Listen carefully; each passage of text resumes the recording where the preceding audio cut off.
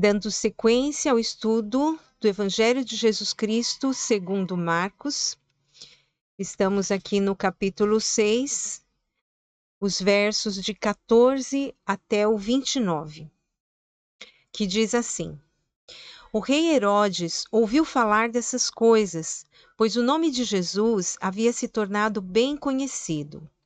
Algumas pessoas estavam dizendo: João Batista ressuscitou dos mortos, por isso estão operando nele poderosos milagres. Outros diziam: ele é Elias. E ainda outros afirmavam: ele é um profeta, como um dos antigos profetas.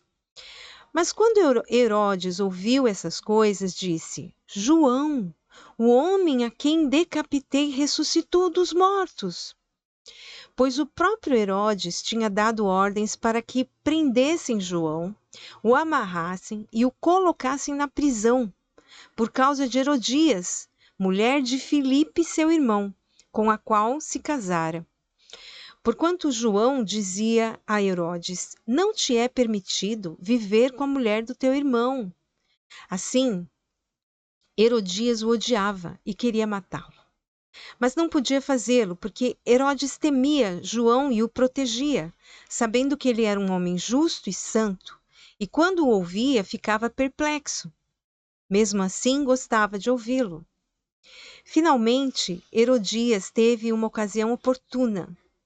No seu aniversário, Herodes ofereceu um banquete aos seus líderes mais importantes, aos comandantes militares e às principais personalidades da Galileia. Quando a filha de Herodias entrou e dançou, agradou a Herodes e aos convidados. O rei disse à jovem: Peça-me qualquer coisa que você quiser, e eu lhe darei. E prometeu-lhe sob juramento: Seja o que for que me pedir, eu lhe darei até metade do meu reino. Ela saiu e disse à sua mãe: O que pedirei? A cabeça de João Batista, respondeu ela. Imediatamente a jovem apressou-se em apresentar-se ao rei com o pedido: Desejo que me des, agora mesmo, a cabeça de João Batista num prato. O rei ficou aflito, mas, por causa do seu juramento e dos convidados, não quis negar o pedido à jovem.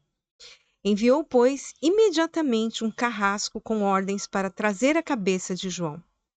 O homem foi, decapitou João na prisão e trouxe sua cabeça num prato. Ele a entregou à jovem, e esta deu à sua mãe. Tendo ouvido isso, os discípulos de João vieram, levaram o seu corpo e o colocaram num túmulo. Naquela ocasião, o nome de Jesus já estava famoso na região da Galiléia e Judeia, principalmente pelos milagres realizados por ele e pelos seus apóstolos, quando foram enviados em missão. Os acontecimentos faziam as pessoas se lembrarem de profetas, principalmente do profeta Elias, cujos atos estavam registrados nas Escrituras, que eram lidas nas sinagogas. E, de fato, Deus realizou maravilhas no passado, através do profeta Elias, nos tempos do rei Acabe, principalmente. Mas o tempo de Elias foi lá atrás, assim como outros tantos profetas que foram usados por Deus em seu plano de redenção. Agora havia sido inaugurado um tempo novo, inclusive que foi profetizado há muitos anos atrás lá pelos antigos profetas. Agora era o tempo do próprio Filho de Deus, enviado dos céus para a terra como Salvador. Realmente, o povo em geral via os feitos de Jesus, mas não conseguiu interpretar as Escrituras que anunciavam sobre a vinda dele e das obras que realizava. Em nenhum lugar as Escrituras anunciaram a primeira vinda de Jesus como alguém famoso por ser rico, ter grande posição na sociedade e nem ser um rei político. Ao contrário, Isaías profetizou que Jesus seria visto como desprezado, mas também profetizou que o Espírito do Senhor estaria sobre ele, porque o Senhor Deus o ungiu para pregar boas novas aos mansos. O enviou a restaurar os contritos de coração, a proclamar liberdade aos cativos e a abertura de prisão aos presos, a apregoar o ano aceitável do Senhor e o dia da vingança do nosso Deus, a consolar todos os tristes, a ordenar acerca dos tristes de Sião que se lhes dê glória em vez de cinza, óleo de gozo em vez de tristeza, vestes de louvor em vez de espírito angustiado, a fim de que se chamem árvores de justiça, plantações do Senhor, para que ele seja glorificado. Isso está registrado em Isaías 61, de 1 a 3. E tinha que ser assim. E era exatamente o que Jesus vinha fazendo. E a razão por ele se tornar tão famoso naquela região. Jesus veio para fazer o bem, mas destituído da sua glória. Ele veio para padecer, para pagar um alto preço pela salvação da humanidade. Porém, o povo em geral não conseguia compreender dessa forma, ligar uma coisa com outra. Impressionante. Bem, mas vamos ao acontecimento narrado aqui por Marcos. O rei Herodes era rei dos judeus, mas governava uma parte do território somente. Lembrando que o governo da região da Palestina naquela época estava dividido em 4 domínios, conforme registrado pelo evangelista Lucas no capítulo 3, verso 1.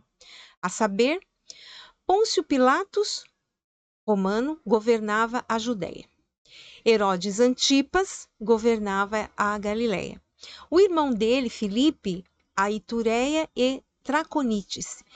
E Lisânias, que era da dinastia ptolemaica, ficou com o domínio de Abilene. O rei Herodes Antipas, aqui da nossa história, ele não tem um histórico favorável no que diz respeito às leis de Deus, pois ele cometeu uma série de atos pecaminosos, imprudentes. João Batista, como um profeta que pregou sobre a necessidade de arrependimento do povo para receber as boas novas de Jesus, o Salvador, chegou a confrontar o rei com bastante ousadia, pois ele estava em pecado de adultério. Casou-se com a esposa do irmão dele, o Filipe, que era governador do outro território. O pai deles, Herodes o Grande, foi aquele rei perverso que mandou matar todos os meninos até 2 anos de idade, quando soube pelos magos do Oriente que Jesus havia nascido e que ele era o prometido de Deus, que iria reinar sobre toda a terra. O filho aqui do Herodes o Grande, o filho dele, Herodes Antipas, teve, portanto, um péssimo exemplo de seu pai. E embora ele não fosse tão cruel quanto, mas era desobediente a Deus e irresponsável na qualidade de rei. E nessas condições, acabou cometendo um crime terrível, que o deixou tremendamente aflito. Mas pela decisão impensada, inconsequente de deixar sua enteada pedir o que quisesse do seu reino, ele assassinou o profeta João Batista, a quem já havia prendido antes por não aguentar as acusações sobre seu pecado de adultério, principalmente porque a mulher, Herodias, o atormentava para que prendesse João. Ela odiava João Batista. Herodes, no entanto, parecia ter um pouco de temor, né? Uma simpatia por João, mas ele acabou fazendo o que a mulher pediu. Prendeu João Batista e o deixou amarrado na prisão. Mas, com toda certeza, João, foi preso. Deus permitiu, porque a sua missão já havia sido encerrada. João, como já vimos em estudos anteriores, foi o precursor de Jesus, que já estava em pleno exercício de seu ministério. Mas daí chegou o aniversário do rei Herodes. Claro, ia ser uma festança daquelas. Nem um pouco parecida com as festas realizadas nos tempos do rei Davi, por exemplo. Mas algo muito cheio de pompas, bebidas, nem se lembravam do seu Deus. Um grande banquete oferecido a quem? Ao povo? De maneira nenhuma. Seus convidados eram seus líderes mais importantes, comandantes militares, principais personalidades da região. A filha de Herodias dançou para o rei nesse banquete. E ele, talvez até embriagado, né, pela bebida, obcecado pela beleza da jovem, sabe-se lá. Fato é que ele chamou a jovem, depois que ela dançou, e prometeu para ela, sob juramento, que ele iria lhe dar qualquer coisa que ela pedisse a ele, até a metade do seu reino. Como pode, né? Que estupidez!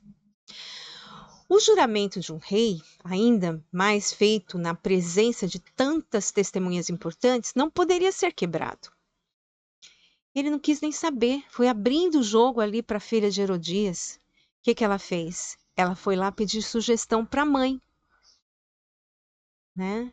E aí Herodes caiu como um patinho nessa armadilha, né? Herodias disse para a filha para pedir o quê? A cabeça de João Batista, ali naquele momento, que fosse trazida num prato.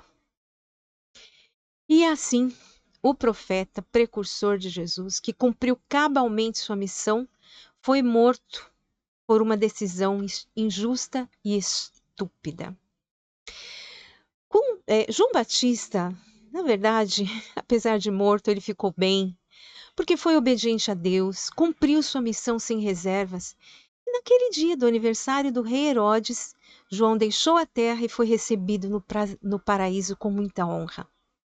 Ficou livre daquela prisão mal cheirosa, das dores causadas pelas amarras e da humilhação a que foi submetido pelo rei Herodes, persuadido por sua esposa Herodias, que não era a esposa deles, de fato, mas sim do seu irmão Filipe. O presente que esse rei recebeu dele mesmo, naquele seu aniversário, foi, né, e ficou para o resto de sua vida uma consciência pesada. Porque ele matou injustamente um profeta justo, honrado. E quando as notícias de Jesus começou a chegar até o rei, qual foi seu primeiro pensamento? João Batista, a quem eu mandei decapitar, ressuscitou. É ele que está fazendo esses milagres. E agora, que será de mim? Estava com a consciência pesada, muita aflição. Pior coisa é a pessoa não ter paz, né? Não ter paz no seu coração, na sua vida. Mas o que podemos aprender desse episódio? O rei Herodes estava andando em caminho contrário à vontade de Deus.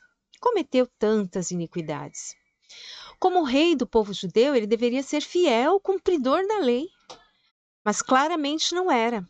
Entretanto, ele foi alertado por João Batista diversas vezes. E ele tinha acesso às escrituras. Poderia aprender mais com os mestres da lei, como fez, por exemplo, o rei Josias, né, anos atrás. Porém, seu reinado era desligado da fé. Infelizmente, ainda que tivesse algum temor ou medo, talvez, não foi corajoso, nem firme o suficiente para se arrepender, mas se deixou levar pelas astúcias de Herodias. Será que atitudes assim podem acontecer conosco? Sim, somos humanos e falhos. E se estivermos afastados de Deus, o nosso coração vai nos enganar muitas vezes. E tomaremos decisões de forma inconsequente, imprudente, que afetará a nós, com certeza, e a outras pessoas também. Temer a Deus não é ter medo, mas sim honrá-lo, obedecê-lo, amá-lo sobretudo, sabendo que ele nos amou primeiro, muito antes de nós termos a oportunidade de conhecermos pela palavra e pelos testemunhos. O rei Salomão chegou à grande conclusão de que o temor a Deus é o princípio da sabedoria. Você quer ser sábio, você quer ser sábia, tomar decisões assertivas, tema a Deus. Procure conhecer a vontade dele, que é boa, perfeita e agradável. Quem procura viver dessa maneira, vive feliz, é bem-aventurado. Mas a boa notícia é que, enquanto há vida nessa terra, há esperança. Por mais que alguém tenha vivido afastado de Deus, vivendo por sua própria sabedoria, cometendo tantos erros e sofrendo as consequências deles, ainda há oportunidade de se voltar para Deus, de se arrepender dos seus pecados e entregar sua vida para que Ele dirija por intermédio do Espírito Santo, que é concedido a toda pessoa que crê em Jesus de todo o coração. Aprender dele com os ensinamentos de Jesus. Essa é a boa notícia que ainda está ecoando no ar desde que o Mestre Salvador veio a essa terra. Então, se você se encontra nessa condição, distante de Deus, vivendo por sua própria conta, sem deixar Deus dirigir sua vida, tome a melhor decisão e se entregue a Ele. Você não precisa de mais nada, somente uma conversa com o Pai Celeste, em nome de Jesus. Ele nos ouve sempre. Aliás, os olhos de Deus estão sobre a terra sempre, os seus ouvidos não estão fechados para quem clama a Ele. Ouvinte, você que ouve essa mensagem, vai nessa força, que Jesus o acolherá com muito, muito amor. E que Deus abençoe grandemente a sua vida. Se fez sentido para você essa mensagem, se inscreva no canal, curta o vídeo e compartilhe para que outras pessoas também recebam essa palavra que é viva e eficaz. Até uma outra oportunidade.